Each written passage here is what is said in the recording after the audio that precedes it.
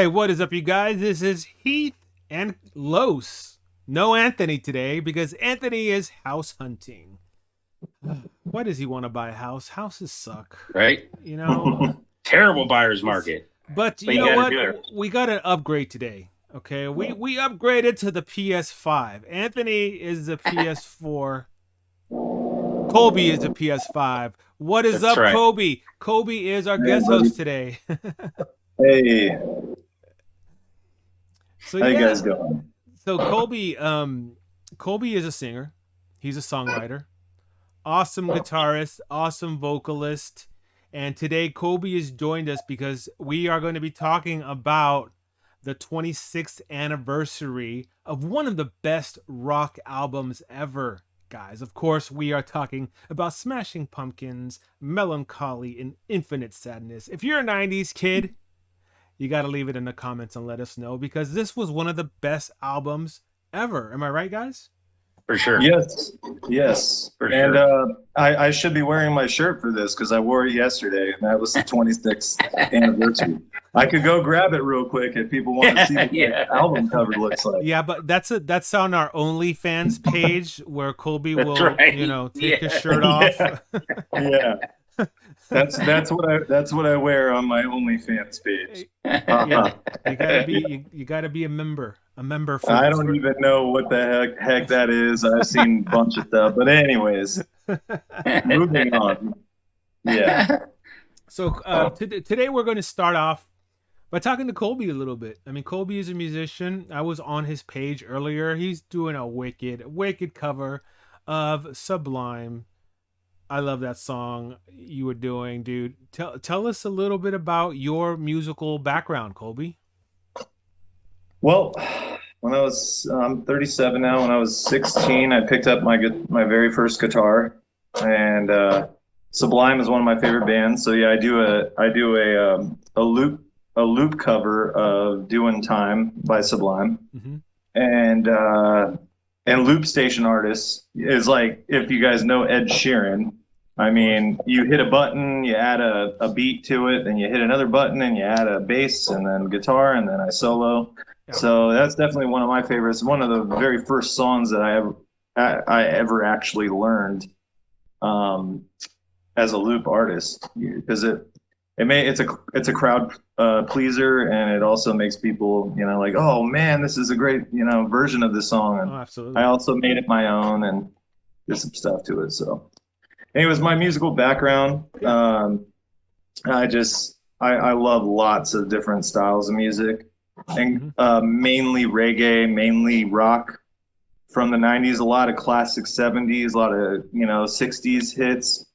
First time I ever heard Led Zeppelin, I took my gangster rapper jersey off and I grew my hair out and I picked up a guitar and I wanted to learn how to do that kind of music. And that, because in 1998, man, we all were like either that or this, you know what I mean? Like Yeah. we were like, and I love the fusion going on back in that day, like the new metal fusion, man, Rage Against the Yeah. Machine, Papa Roach, Limp Bizkit, Yeah. like Yeah. all those bands, man. I love it. And Deftones, they had just a very small bit of new metal in there, but Deftones was definitely one of my favorite bands of all time, Oh, still is absolutely. to this Absolutely. day. So, I still vibe off of that, and then I love Sublime, and that really brought me to that reggae feel too. Like I branched off and listened to more old roots reggae, and then all these bands just kind of teeter tottered off of what they were doing later Mm-hmm. on in life. 311 and Oh, dude, Sublime are like 311. the OGs of that sound. Even Oh though yeah. 311 was a little bit more rock, but I feel like there would not be a Revolution or a Iatera or a Collie Buds or Slightly Stupid or any of these bands without Sublime and Yeah. 311, I guess you could say too. Yeah, So 311. yeah, so that was a lot of my musical background. I Mm-hmm. love bands like, there's one indie rock band that I really really love. They're called Minus the Bear, but they mix styles like no one's business. And if anyone hasn't had an opportunity to listen to Minus the Bear, I mean, go ahead and check out every single album, like, because it's psychedelic, it's drivey rock, it's just everything in one to me, personally, and I always love it. I think it's just incredible. So And sorry, don't mean to interrupt you, but you were the long-term vocalist for They Went Ghosts. Right? yeah, Yeah. still am. You Yeah, still am. we Okay. had, So yeah, but they're on a break right now. Is that correct? yeah. Um, we were together for like 10 years. We were under a different name called Eloma Prieta for maybe the first 1 or 2 years of the band. Mm-hmm. And then, we started getting somewhere and playing Bottle Rock Festival and things like that and really making a name for ourselves. And we infuse that reggae and rock in there, but it was more of a dark, like ominous style of both. And we just basically adapted to all of our influences, like everything you could think of, like that we loved as kids. And I'm a huge Incubus fan, so a lot of people would say that I sound kind of like Brandon Boyd when I sing. That's just like how my delivery comes out. But I'm still me, I think personally in the band. Yeah. But yeah, They Went Ghost. We were together for 10 years. I moved to Florida. I married my wife. She was stationed there. She was in the military at the time. And I had to spend like 4 years in Florida. But me and the boys, we still kept in contact. They came out for a couple Florida shows, which was crazy because like we never really branched out of California, but we got to play across the country a couple times. You know what I mean? So that was dope. And but yeah, I mean, it was a hard move, but at the same time, an easy move in other areas of my life. And also me and the boys, I mean, like Joe, you guys have had a podcast with Joe Sullivan, but Joe left the band for a little bit there. I mean, things were getting kind of, it was just exhausting because there was just so much work that's put into being in a band. And you would know this, Heath. I mean, like we all have been in bands for so many years and we know what goes into it and the commitment and the fact that you got 6 or 5 or 4 different personalities all the time, man. And they're your brothers, but at the same time, we're all different.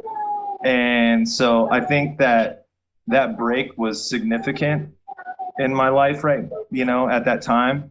And I feel like it was to everyone else, even though we all wanted to play music. And now we want it bad again. We all want it bad again. Dan, Mike, Leland, Ryan, who was the former guitar player, moved to Florida about 10 minutes away from me out there. Oh, wow. So which is weird. It's the most awkward thing. He was in the band at one point in time. So we all, we did our thing. Me and him did our own little thing with his brother out there. But at the same time, it's like Leland was the one of the founding members of the band, and Mike and Dan and Joe. So and Bryce too. We all were a big part of this project, and we all wanted to come back. Even though I'm living 4 hours up north, so it's a little harder still. But it's not 4,000 miles away anymore. That's a lot closer. So are you still in Florida? Yeah. What's up? Are you still in Florida? Oh, no. I'm here in California, man. Yeah, me and my wife bought a house out in Mount Shasta. We got the beautiful view. We just wanted to be away from the noise of society, honestly. And you guys know what I'm talking about. I don't even have to talk about it. It's just, but you still are hearing it everywhere on social media and all this, but I feel like it feels safer. And we also just have an incredible mountain view. I don't know if this is going to post correctly, but that's Mount Shasta in my backyard, bro. That's a volcano. Wow. It's snowy, but we got a cloud covering it. And we got $1 million view and we bought a vacation house. So it's a trip, man. So we're That's just kind of, we're trying to reconfigure our lives right now. And, but we're happy about it. Had a baby, and I mean, it's pretty intense. It's just a life-changing experience, especially like moving from that far away to back home, because we call California home. This is our home. Right. We have our baby here now, and all that. It's just, it's really, it's a gift. It's really, it's a beautiful thing. That's what. when you were out in Florida, though, you did end up recorded a 3-song EP. Yeah. How was that? How was that writing?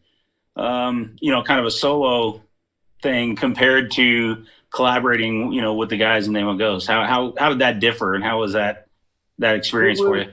Well, being there for 4 years, it was like I need music still. And the music scene in Florida is absolutely crazy, dude. Like it's awesome. A lot of people are every man for themselves. They're all loop artists. I had to learn that in 2 days in order to be part of the competition. It Wow. was crazy. And I'm now a looper. But I mean, I got to collaborate with one of the members of They Went Ghost, Ryan, who lived there. I mean, he came out to recording studios, Paper Sound Studios. My buddy TC runs it. And I just got a lot of opportunities to put my thoughts on the table and make the music I wanted to make. And I had some incredibly gifted musicians on my tracks. Like they're like big time in Florida. One of them is the drummer of the Hip Abduction, and he just played his third show at Red Rocks, opening for Slightly Stupid, and for thousands of people. And he was my drummer on 2 of the tracks. Now I have another album called Surface. He was on the first album, and a music video called Righteous Ones out there on YouTube. And my name's Kolby, like the cheese with a K, in case anyone wants to hear. Kolby Stancil. Yeah, so I'm out there all over YouTube like that. Just trying to get some nibbles. Just fishing out there to see who's going to hear it and who's going to see it and all that stuff. And but Matt Pointer, one of the most incredible drummers I've ever had the privilege of working with, was on 2 songs on my first album, Surface, which is a 5-song EP, half California, half Florida based. And then the third one, Amore, the 3-song EP, was all Florida, pretty much. It was like all of the musicians from Florida that I had the privilege of working with. So that was pretty cool. And they're still fresh, they're pretty new in my life and in other people's lives. Like, I mean, the time I got to release Amore, which is that 3-song EP, was about, I would say February, something like that. It was just right, like teetering the end of the year. So those are all still fresh, still new. But to answer your guys' question about, what's different about that for me is it was more personal, but at the same time, it's like I miss my band. I miss the boys. I've always thought of myself, me and I think all of the guys in the band at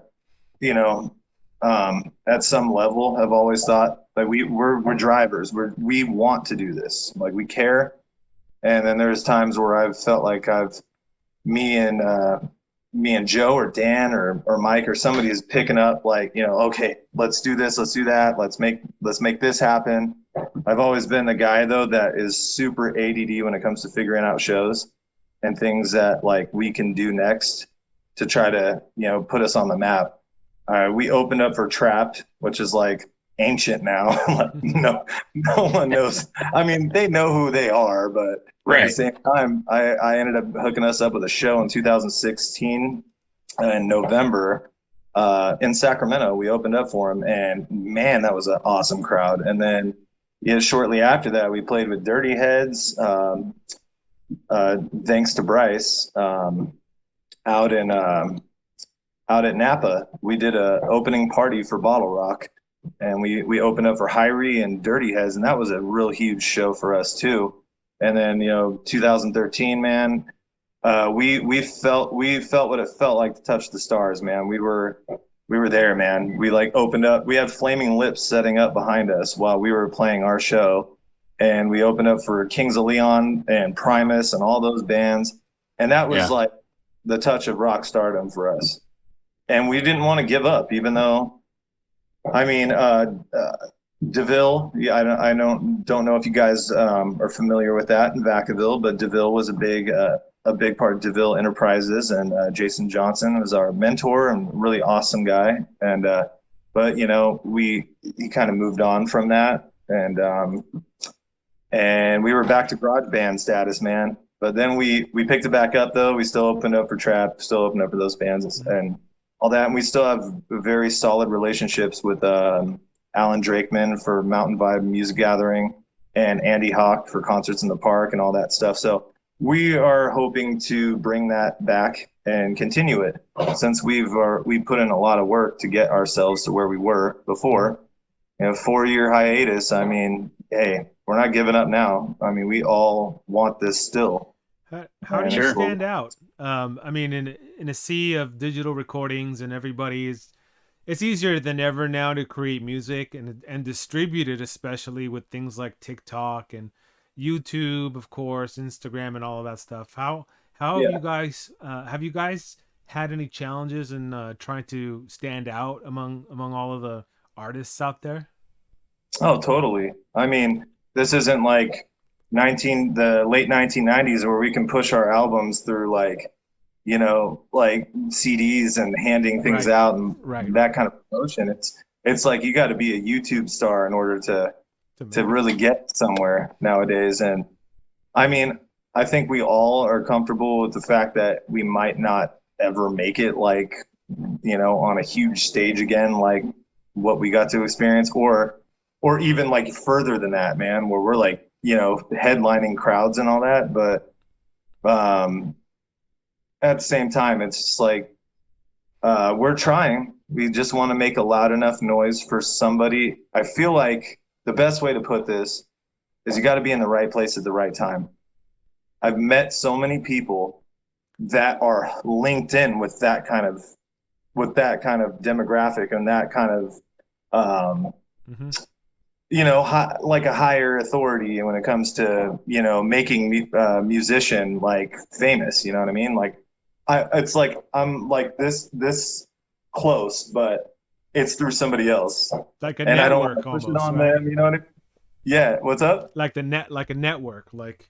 Yeah, exactly. And well, also the fact that I don't want to push us onto someone else. I just want like them to learn about it. I do my part by like sharing, like, hey, check this out, brother. I know you guys are doing great right now, but I'd like you to see this. Maybe, see what you think. I could use some pointers, So I've always been that kind of guy when it comes to, I try to keep it modest, but at the same time, I want to be discovered. I want us to be discovered. And I always felt like Day One Ghost has the energy, and we all have, and we've heard nothing but great feedback over time.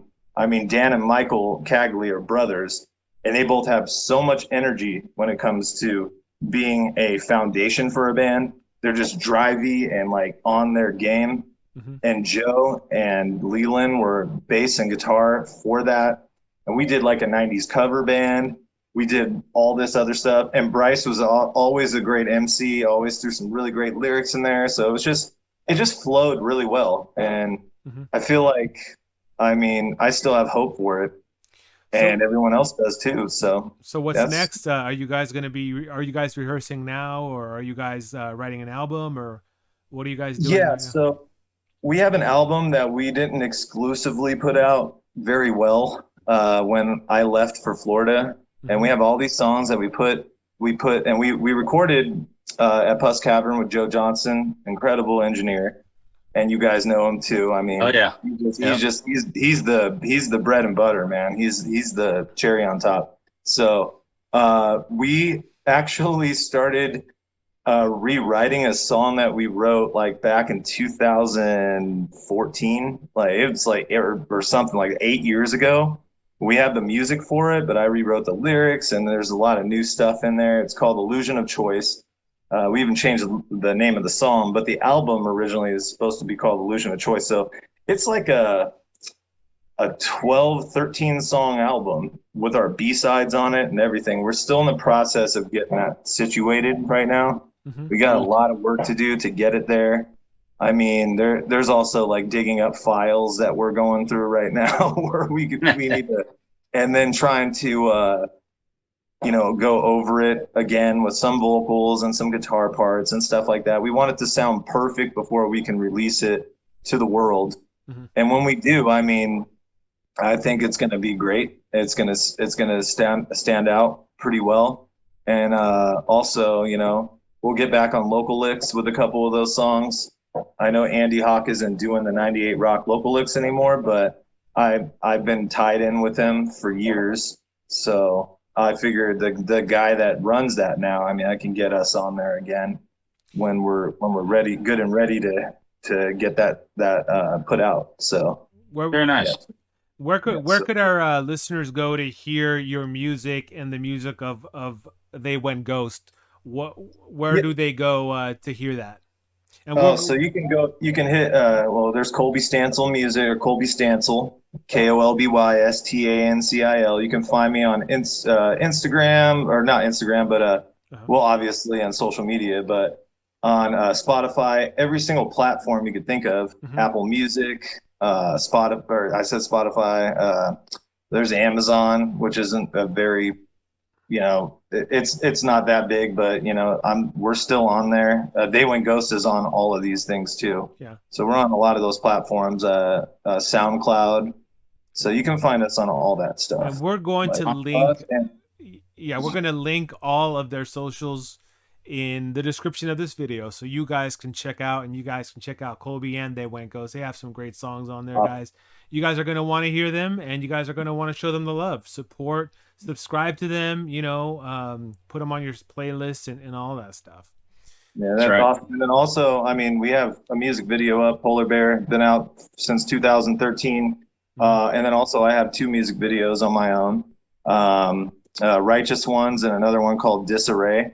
So you guys might want to check that out. That's my solo stuff, those last 2. But Polar Bear was a awesome video, and it was really expensive to make. And we made it in Ventura, California with our buddy Bobby Rose from Give 'Em Hell, which was a pretty awesome local band as well. And he was the director on the video. So if you guys want to check out the music videos, those 3 are up as well. And yeah. So awesome. Anyways. Yeah, and again, we'll link all of that in the description. And now it's time for the meat and potatoes of this podcast. Right. And we're going to be talking today about Mellon Collie and Infinite Sadness, one of the best rock albums ever made by Smashing Pumpkins. Now, what are your memories of this album? Let's start with Kolby, our guest host. Okay. Well, my memories of the album, now this is crazy, but I never really caught wind of the album until I think it was 1998 that thing dropped. It was a two disc album. 1995, right? Yeah. 1995, even earlier. Right. And I never caught wind of it until like the early 2000s. And I was into Tool and Deftones at the time, but then everything kind of links to that. Yeah. Like Rage Against the Machine and all that, and Incubus, and I never ever really had this huge love for Smashing Pumpkins yet. But man, when I heard that album, and I heard like Machina, God in the Machines, like all those albums, and Siamese Dream, man, I fell in love. Billy Corgan's a genius. Now, what I can remember about that album, now it's 26 years old, and I am so old now, bro. We all are feeling old now. We're all in the same boat. I know, we're all in the same boat. But the memories of when I first heard it, like when I graduated high school, which is like 20 years ago, I remember loving on 1979. That was like the first song. It was like more of a ballady song, and then Perfect came after that, and that was beautiful. And then the heavy stuff like Bullet for Butter. Damn it, Bullet for Butterfly Wings. I think, yeah. And then and Zero and all those songs. And then there's like XRY. It looked like a Super Nintendo thing, but that song heavy as shit. I was like, oh my God, this is so good. And so I have some really awesome, fond memories of when I started to like personalize that album, like just take it in, man, for everything it was. And I think that it's an incredible album. It stands out to me very much in my life. And so it's beautiful. If you haven't heard it, people, go listen to it. Because I don't think they don't make music like they do anymore, man. They just really don't. And that's like one of the best rock albums of all time, for sure, to me. And speaking of Florida, because I was telling you guys about the music scene out there, me and my wife got an opportunity to go see him in Tampa. It was my first time seeing Smashing Pumpkins. Yeah. And dude, it was off the chain. And it was, for the most part, the original lineup, except for Oh, wow. Darcy wasn't there, but it was, you know, to see James Eon and Jimmy Chamberlain and Billy Corgan just rocking out again. Like, wow. It was a beautiful show. It was so good. Yeah. Yeah, it was when Smashing Pumpkins got back together with most of their original lineup, I think 2 years ago or something. Yeah. And they had that tour going on, and man, it was killer. Yeah. So yeah, I'm fortunate enough to say that I got to see them. It was on my bucket list. So yeah. Lucky. Yep. Heath, what are your memories of Mellon Collie and Infinite Sadness? Yeah. So it came out, and it was my senior year of high school, and so that obviously for your senior year, a lot of things you tend to remember, or sometimes you don't. But Try to forget. I for me, it was the thing I loved about it is it just felt like it was telling a story, like all the way through from beginning to end of both albums. I mean, it was just, and to me, a double album thing. I mean, the last time, the last double album I remember was probably was it Slayer had the live album? I believe there was a double album. And so this was totally different. And it was like the music was just, it was just so far like, and I love these guys, I love these guys from early on, but this was the pinnacle. This was kind of, to me, this is their crown jewel. I mean, it really, the creativity and the just the way they could flow from all these different, just sounds like again, we talked about Zero.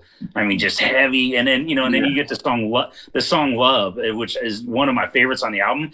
There's just something about the groove on that song. I'm just like, I just sit there and just listen to it. And, it's like I said, graduating high school, there's some nostalgia comes with that, but it was phenomenal. I mean, those guys, I mean, I can't imagine, what it was like to write 28 songs, and put those things together. And I mean, just, I'm sure that they probably all stand back, even now and look at it. And I'm sure it's probably very, very special for them. Cause at the end, I just don't think that's something that happens very often. I think that's kind of a once in a generation type album in my eyes. Yeah, and one thing about that, well, my very first memory of that is seeing the video for Tonight. Used to always come on MTV and stuff, and when this thing came out, I was in my senior year of high school as well, and just it was just like the perfect marriage of good and evil, right? Because you had all of these evil songs like Zero and Bullet with Butterfly Wings, and they were just these dark, heavy, the lyrics. Emptiness is loneliness, and loneliness is, God is empty, just like me, It's like, oh my God, this guy is crazy, right? So you would hear that, and then you would hear like these beautiful, angelic, like melodies and songs like 33 and Perfect, and it's just like, wow. How did you get from like one side of the good and evil scale to the pretty side? It's like this perfect kind of marriage of the two. And it's like, when I got married to my wife in the year 2000, we were looking for a wedding song, and I was just like, okay, what is going to be our song? What are we going to slow dance? And it turned out to be 33 from Mellon Collie and Infinite Sadness. Very cool. Awesome. Very cool. Because I felt that way about Ava Adore too, how it was really beautiful, but then at the same time it was really dark. Yeah. I totally can vibe on that song for sure. Yeah. And the other thing is like it had 2 CDs to it, and the packaging was cool, right? You don't get that too much, because now we live in the age of Spotify, and I know vinyl is making a comeback, but it was like cool to open it up and see the lyrics and have all of this package there, and that's something that I think it's lacking nowadays, that where we don't get that special product. I feel like music in general, I mean, you got some cool artists that kind of pop out of the woodwork nowadays, but I feel like there's nothing that will ever compare to artists from the 60s, 70s, even 80s and 90s, man. Like I feel like it was so pivotal to like everyone's life. And I feel like it's not like people got lazy. It was just like, electronics were an 80s thing too, but then more electronics happened in the 2000s. I mean, we got our one hit wonders and some of our good stuff, I guess, that came out of this era. Because I'm a huge fan of Australian gent right now. Like that is like my stuff. It's heavy, it's grimy, and it also is very melodic and beautiful. And they sing like no one's business. And I feel like I'm like, well, I guess I'm done with American music because I'm a huge Australian fan right now. When it comes to that, and British too, like in the UK. So I mean, I feel like I can't connect with music like that anymore. But I still have the memories of Mellon Collie and all these different bands like over time. And I hope Rage Against the Machine comes out with a new album one of these days. I mean, those are bands that I'll always love, man. Anthony, I can tell you Anthony is a huge Rage Against the Machine fan, guys. He loves especially Tom Morello. Yeah. Morello's the man. Yep. Definitely. So if we had to choose one, all right, choose one song off of that double CD that is your favorite. We'll start with Kolby. Kolby, what is your favorite song from Mellon Collie and Infinite Sadness? You can only choose one. Only one. That's Ava Adore. My favorite song. Very nice. Yep. Very nice. Heath? It's Love. I don't know. There's something about that song that I love. I don't know. I'm telling you, the groove, man. I just sit back and just listen to that and just like, oh, so good. Totally, man. For me, it's a good one too. Yeah. Hands down, 33. Of course, it's my wedding song. I gotta love that song. Awesome, man. That's so cool. Well, Kolby, I mean, thank you for coming on, man. It was a joy to get to know you and to talk about your music and to talk about Smashing Pumpkins, Mellon Collie, and Infinite Sadness.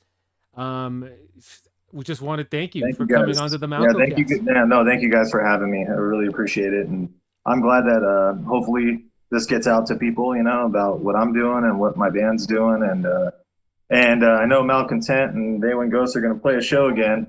I know that's going to happen.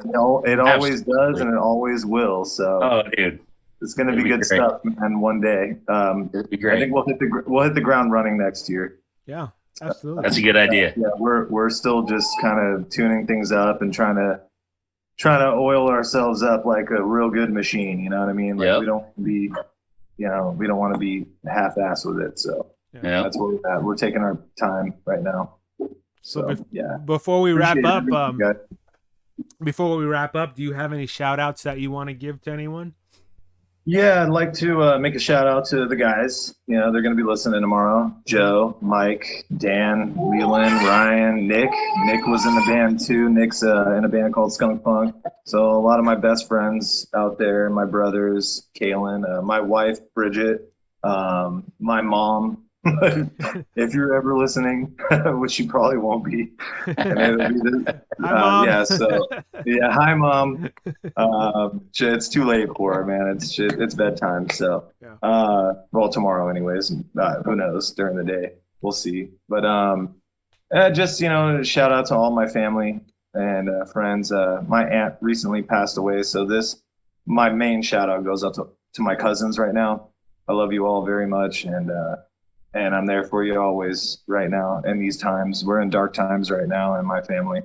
So I haven't really been social media active, and I just kind of been keeping to myself and trying to just be with my family, my baby and my wife, just trying to figure things out. So those are my main shout outs. So anyways, guys, thank you. Well, we want to shout you out for coming on to the MalcoCast. We also want to send some love to Anthony and to the rest of the Malcontent crew. Hey, shout out to my boys, man. And I wish Anthony was here tonight, but rain check, buddy. So, and Maddie, I love you, Maddie, and Alan. Maddie's at Cheers right now, drinking some. All right, probably is. Yep. So, anyways, yeah, man. Thank you guys, Malcontent, man. I love you guys, and thank you for having me tonight. And thanks, Absolutely. Carlos. Nice to meet Absolutely. you, buddy. Good to meet you too. And that is going to do it for the MalcoCast. Make sure that you guys subscribe to the channel and make sure that you check out Kolby's band, They Went Ghost, and his solo project too. You guys are going to want to check that out. We will link it in the description to this video. And that is going to do it for the MalcoCast. We will see you next time. Peace. Awesome. Yeah. Thanks, Heath. Thanks, Carlos. Love you guys. All right, buddy. Have a good one. Bye. Cheers.